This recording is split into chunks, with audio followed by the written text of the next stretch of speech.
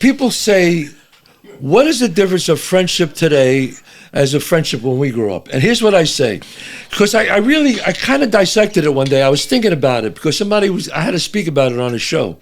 Well, I did a thing with Michael Francis, and who I love. You've seen his podcast. Michael Francis, who was with the Colombo family. Yes. Who's just wonderful and brilliant. He's got a great podcast, and I was a guest on his podcast. He became a guest on my podcast. But anyway, I said to him once, I said, the difference, Michael, is what is the essence of what makes people remember each other forever as friends? Combat. You could be in a war with a guy, think about that, and then maybe you don't see him for 20 years. But if you were in Vietnam with him, or if you were in World War II, when you see each other, there's a fucking brotherhood there. You were in war together. Okay, so take that down a few levels, obviously, a lot of levels. When we grew up in the street, just like you said, when you're friends, we were like fucking brothers. We bled for each other. We fucking died for each other. We fought for each other. It was no online play date. It was like, walk down the street, you had 20 fucking guys, you hung out together. Hey, this crew's coming here, fuck that crew. You know, and you fought together. It was like a brotherhood. So that's what cemented our friendship. I'm still friends with all these guys for 20, 40 years. We have dinner once a year. Every year we have dinner in my house once a year. A lot of guys are passed on now, but that was the difference, Joey. The kids today, they don't have that, Joey. I've noticed since I've been back to Jersey that the friendships I developed 40 years ago, I mean, we're still friends. You're still friends. There you go. But 40 years has passed. Yes. Between us, and I could see that. But when we get on the phone, it's like nothing. It's like frick and frack again. You know, it's right. It's a really brilliant thing, and that's why I moved here, because I wanted my daughter to have that. Yes. In California, she would have never had that growing up. They just come and go in California. They come and go. Here, like I said, she's a different child because of the shit she's made, the friends she's made. How great is that?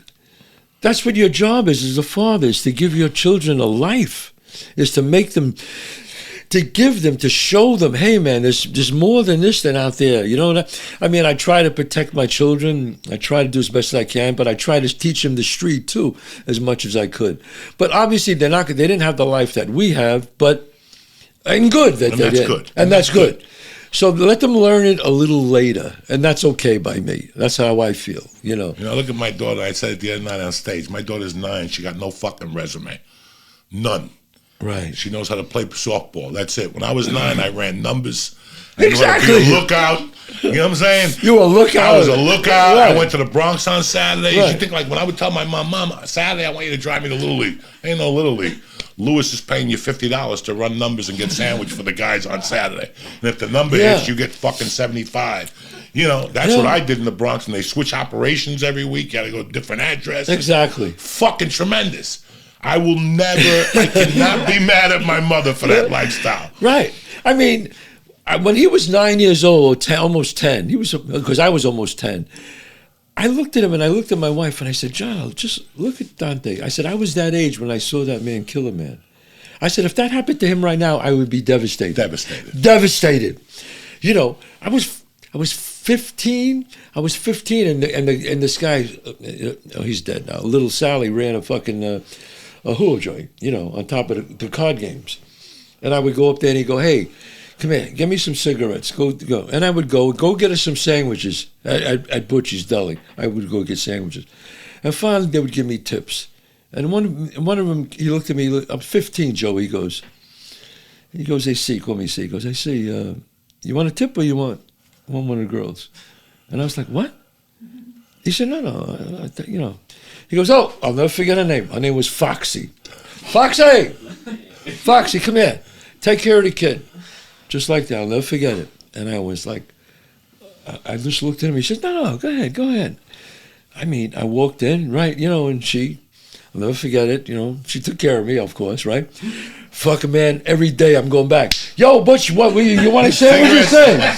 You want anything today? My treat. Don't worry about it. My treat.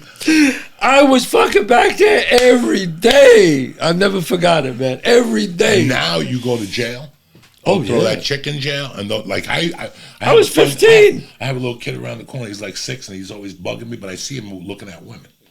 And I told the mother, I go, "You see this kid? He looks at women when they walk by." She goes, "I know." She goes, "Last time when he was 4, he used me as a wingman to go talk to a chick. So I know he's already thinking of women." So I asked him the one day, I go, "How's that hammer doing?" He's like, "Huh?" He didn't even know what the fuck I was talking about. So I go, "Let me leave it there." Yeah. Because this is not 2020. I had a guy at my mother's bar. His name was Arnaldo. Yeah. Arnaldo do Campo. A fat little Cuban dude that was a daily bookmaker. Right. And every day he'd say, "Coco, come here. You pissing sweet yet?" What? Are you pissing sweet yet? Because in Cuban, the term is "mad dulce," is "you're piss sweet yet?" Wow. And I would go, "What the fuck are you talking about?" And then he would always say, "Joey, Coco, you get your dick sucked yet?" And I would go, "What are you talking?" Like, from the time I was 7. Right. You go to jail for that today. Bar, oh, yeah, they'll throw you under the fucking Under jail. the fucking jail. And he'd say it in front of my mother, "Jose Antonio, you get your dick sucked today? Leave me alone." You know, with the whole thing. And I'll never forget when I was like 17 once, I saw him at a bar, right, in Union City. And I'm like, I gave him a hug. And he's telling me, like, he goes, "You look good." He goes, "You jerking off?" Oh. And I'm like, I don't know. You know, man. I'm 17 now. He's at this bar, and he's on a chair. All right, he's talking to me, and there's stools, you know, like Mike's got a stool. They're all on the bar. And he's talking to me and my, because Union City right there was where we catch the bus to go into Manhattan. Right. So right by Union City is a post office. It's the last stop on that side on Lincoln Tunnel. So I would go to 29th, get a hot dog from the Sabrek guy there, and then take the bus into the city. So I forget the name of that bar. I went in there, and he's in there in the afternoon, you know. And he goes, "You jerking off? You look good." He goes, "You got to jerk off." He goes, "I'm married 30 years. I jerk off every day." And he was sitting in a chair like this. And he goes, "I go home at night. I wait for my wife to take a shower. And when she's in there, I start fucking, And he's doing this like he's living. He's going, aye. And he ain't jerking off, but he's going through the noises. He's going, aye, aye. God. And he goes, and I switch hands. And then I do a cappuccino. And then when I come, he goes, bah! And he just jumped backwards. The chair went down, and he's like, bah, bah, bah, bah. That's the explosion between his legs. I'm like, what the fuck are you talking about? And then when I was 13, I was swapping spit with a girl in my room. And my mother, Cuban mother, would say, "Jose Antonio, you gotta leave the fucking door open. You gotta leave the door." And you know, when you're 13, you try to crack it. You try to, but the door is fucking open. There's an inch. I mean, open. I want air to blow in. You know, my mom was one of those. Huh? So she came home one day with Arnaldo and my stepfather. They were gonna barbecue, and I'm in the bedroom with her. So I go, "Shut up. We gotta find out what he's doing out there." So Arnaldo goes, "I got it." So he gets a ladder. And he puts it at the side of the building. And I hear something. I'm dry humping to the Earth, Wind, and Fire. Fucking, you know, there was no sex. No, not even a tit. We were in the 6th grade just dry humping. Yeah. And all of a sudden I hear boom, boom. And I'm like, what the fuck? And all of a sudden I hear boom. The fucking ladder went down. He broke his leg. They had to take him to the hospital. I go, what the fuck happened? They tried to hide it from me. I was walking up the stairs to see what you were going to fucking do. But it's funny how those are the characters that we talk about in our lives. Because you can't make those people up. You can't make this shit up. You can't make those people up. You know, Eddie Mush. That was Eddie Mush in the movie in Bronx Tale. That was Eddie Mush. He was Bob said, we got to go find this fucking guy. And we went up to my neighborhood and we cast Eddie Mush in Bronx Tale. That's him. This fucking guy, he was so bad luck that the bookmakers would not take his bet no more. Now you would say, why wouldn't they take his bet? He always lost. I'll tell you the reason why. Because all the fucking guys would wait to see who he bet, and they would bet the other way. So he was killing the fucking bookmakers. They said, Eddie, we can't take your fucking action no more. This is how bad this fucking guy was. Now is Mush passed? Mush passed. Okay. Found by the horses. Now hold on 1 second. If we get another Bronx Tale 2, Mush is going to be Lee. Yes. You know that motherfucker called me the other night. He's like, God damn it. Out of nowhere. He calls me like at 8 o'clock. God damn it. God damn it. I'm like, Lee, what? He goes, you motherfucker. He goes, I would have bet the Celtics tonight, but you always tell me I'm Mush, so I bet the Sixers. Oh, you told him that? No, since we saw the movie, we've been calling him Mush. Oh, God. Lee Syatt is the original. I don't even want to, when there's a UFC, I don't even want him on my phone call. Yeah. Because that wire is bad luck. I don't even want him on the wire. Oh, yeah. That was like that. He was like that. I would not talk to him before I put a bet in. I don't even want to hear his bets. because they're gonna fuck my thinking up. If he would tell me, I like the Celtics tonight. That's it. I'm not even going on DraftKings. Mush was so bad. He always tells this story, and it's a true story. You say, nah, come on, Chaz. You're exaggerating. He had 2 horses that finished first that he bet. One, jockey fell off 10 yards before the fucking finish line. So you're disqualified once you fall off, because he got hit, jockey fell off the horse. The other one was Trotters. Yonkers Trot. Horse gets a fucking heart attack and dies halfway around. And you would say, bullshit. Bullshit. I'll tell you another, okay, when Mush died, a friend of Our Lady of Mount Carmel Church, okay, when he came out, people went to the funeral. When he came out, they carried the fucking coffin. They put the coffin in the hearse. Joey, a fucking flat on the hearse. So now they can't, jack it up. But thank God it was Joe Body Funeral Parlor. They had another hearse. They had to come there, bring that one. They took the hearse. Everybody in the front of the church is going, you fucking believe this? Even in death. And on his tombstone it says, Eddie Mush Montanero, the original Bronx Tale.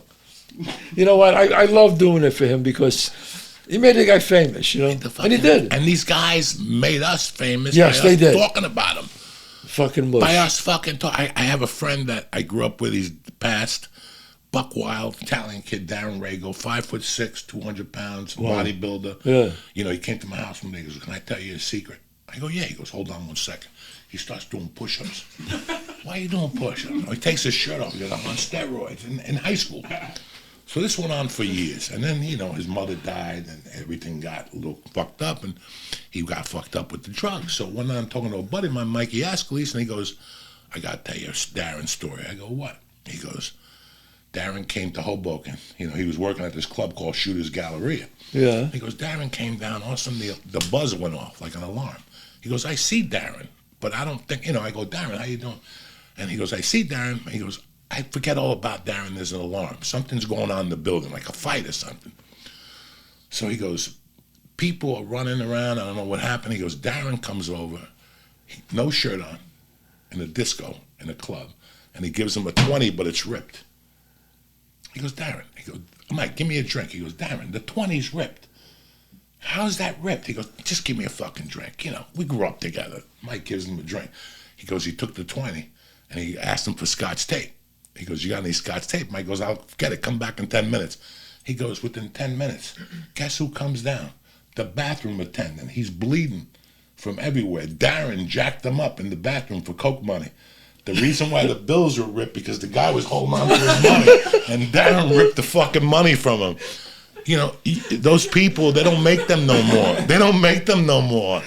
They don't want to make those characters people like that. There was this fucking legendary story in my neighborhood. This guy, Mike, he was a tough guy, tattoos all over him. But this is, early 60s. And they said, we heard that Mike is gay. I said, "No, get the fuck out of here." They said, "I'm telling you, this guy's hanging around. People, the neighborhood's talking about Mike's gay." I said, "No." I said, "Are you sure?" And everybody starts talking about it. So I'm on Fordham Road once. I got to get up to Alexander's, where Alexander's was. I'm waiting for the bus. And it's raining like crazy. And a car pulls up in a green 61 Mustang. I'll never forget it. And he goes, "Yo, Chaz, come on in." He goes, I'll give you a lift. "Where you going?" I said, "I'm going up to Alexander's on Fordham Road." He goes, "Come on, I'll give you a lift. It's pouring." In my mind, I'm going, "Yeah, no, it's all right. I know the guy from the neighborhood." So I get in the fucking car. He's older than me. So we're driving up, and he goes, "Fuck, man, you hear that?" I go, "Hear what?"